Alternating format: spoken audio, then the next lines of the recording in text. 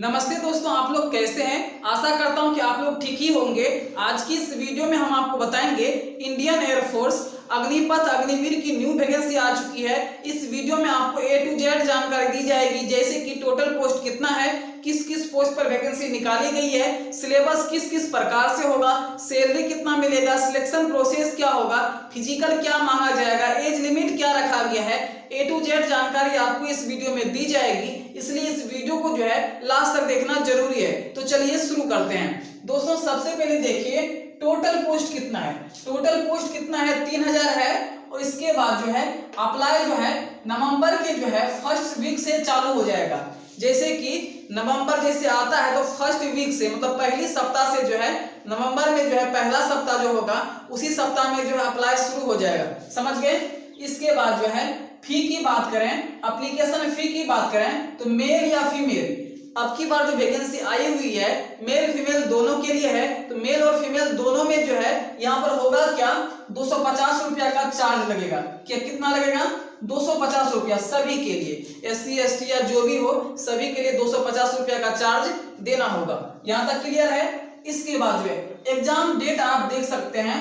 Exam date जो है जनवरी 2023, यानी कि नवंबर में आपका जो है यहाँ पर फॉर्म फिलअप होगा, दिसंबर तक रुकेगा, फिर जनवरी में आपका एग्जाम ले लेगा। समझिए 1 महीने के अंतराल में यहाँ पर आपका क्या हो जाएगा, एग्जाम हो जाएगा।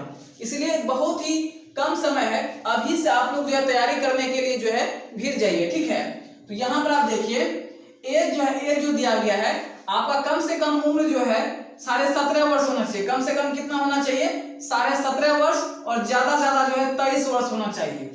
कम से कम आपका उम्र जो है 17.5 वर्ष होना चाहिए, ज्यादा ज्यादा जो है 23 वर्ष होना चाहिए। समझ गए।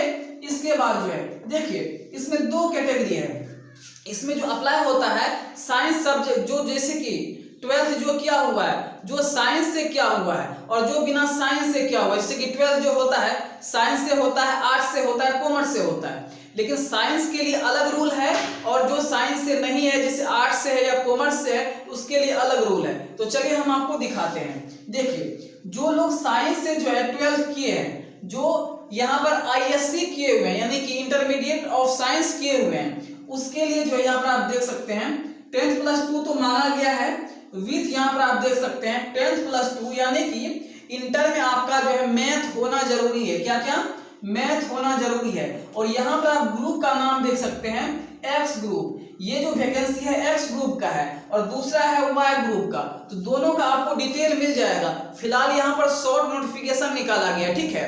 तो एक्स ग्रुप और वाई ग्रुप में जो वैकेंसी होगा उसके हिसाब से मैं आपको फुल डिटेल बता दूंगा। ठीक है। लेकिन अभी ऐसा कुछ भी नहीं है, जहां तक मैं आपको बताना चाह रहा हूं वहां तक मैं आपको बता रहा हूं। ठीक है।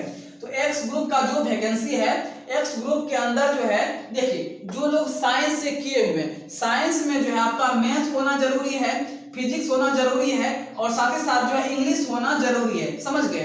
तो देखिए मैथ और फिजिक्स जो दिया गया है 12th में, मैथ और फिजिक्स जो दिया गया है उसमें कम से कम आपका 50 मार्क्स होना, 50 मार्क्स नहीं 50% मार्क्स होना चाहिए। समझ गए।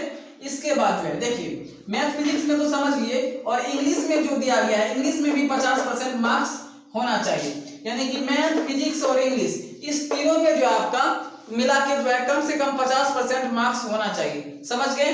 इसके बाद जो है देखिए अगर ये नहीं है, आप सिर्फ 12th पास है, ठीक है 12th पास है, अगर ये वाला डिटेल नहीं है, ये आपके पास नहीं है, तो अब क्या कीजिएगा, अगर ये नहीं रहता है तो अब क्या कीजिएगा, तो दूसरा ऑप्शन है अगर आपने 3 साल का डिप्लोमा किया हुआ है, यानी कि इंजीनियरिंग से जो है अगर आपने डिप्लोमा किया हुआ है 3 साल का, तो यहाँ पर आप फॉर्म भर सकते हैं।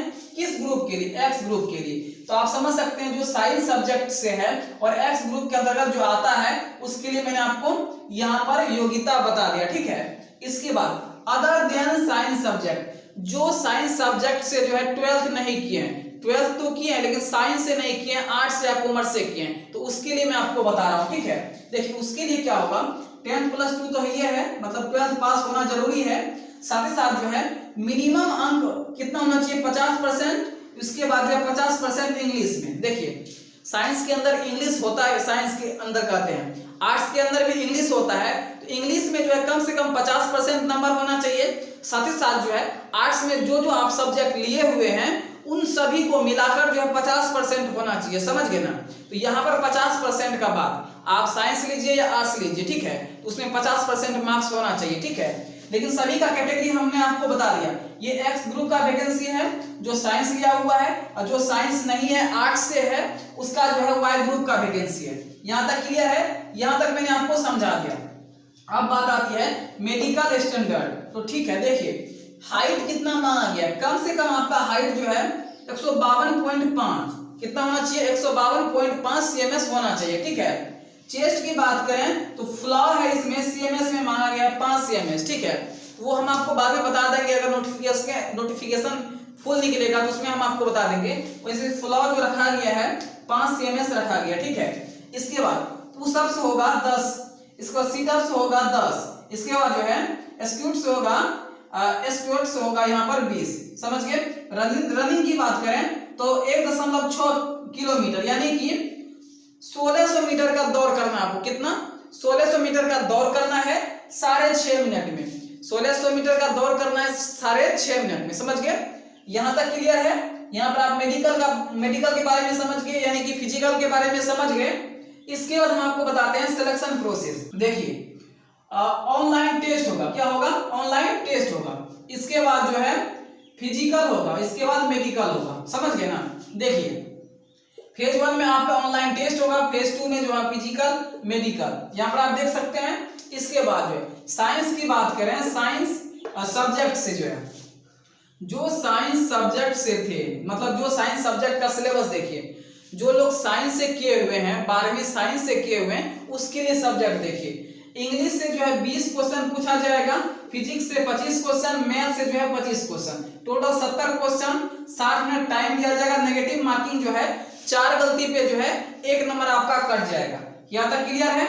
जो साइंस सब्जेक्ट से नहीं है, जो साइंस सब्जेक्ट से नहीं है उसके लिए जो है यहाँ पर आप देख सकते हैं, इंग्लिश से 30 क्वेश्चन, रीजनिंग से जो है, रीजनिंग और जीके जीएस से जो है 20 क्वेश्चन, टोटल हो जाएगा 50 क्वेश्चन और 45 मिनट का टाइम दिया गया है। नेगेटिव मार्किंग जो है सेम ही है, ठीक है। इसके बाद जो है एससी की बात करें तो यहाँ पर आप देख सकते हैं, जो साइंस से भरना चाहते हैं, या जो अदर देन जो भी है, साइंस और आर्ट्स दोनों मिला के जो भी कॉमर्स होता है, ठीक है, तो अगर उनसे भरना चाहते हैं तो उसके लिए है, देखिए इंग्लिश से 20 क्वेश्चन, देखिए फिजिक्स से 25 क्वेश्चन, मैथ से 25 क्वेश्चन, जीके मतलब जनरल अवेयरनेस, उसके बाद रीजनिंग, इनसे जो है आपको 30 क्वेश्चन पूछा जाएगा। टोटल 100 क्वेश्चन, 85 मिनट टाइम दिया गया है। नेगेटिव मार्किंग जो है 4 गलती पे जो है 1 नंबर आपका कटेगा। 8 गलती करते हैं तो 2 नंबर इसी तरीके से होता है, समझ गए। तो यहाँ पर मैंने आपको सारा प्रोसेस बता दिया, ठीक है। ये वैसे शॉर्ट नोटिफिकेशन था, क्या था? Short notification. अगर फुल नोटिफिकेशन आता है तो उसमें थोड़ा सा और डिटेल रहता है, ठीक है। तो फिलहाल इस वीडियो में इतना ही। अगर आपके मन में कोई भी कंफ्यूजन है तो नीचे कमेंट करके आप पूछ सकते हैं। फिर मिलते हैं अगले वीडियो में, तब तक के लिए धन्यवाद।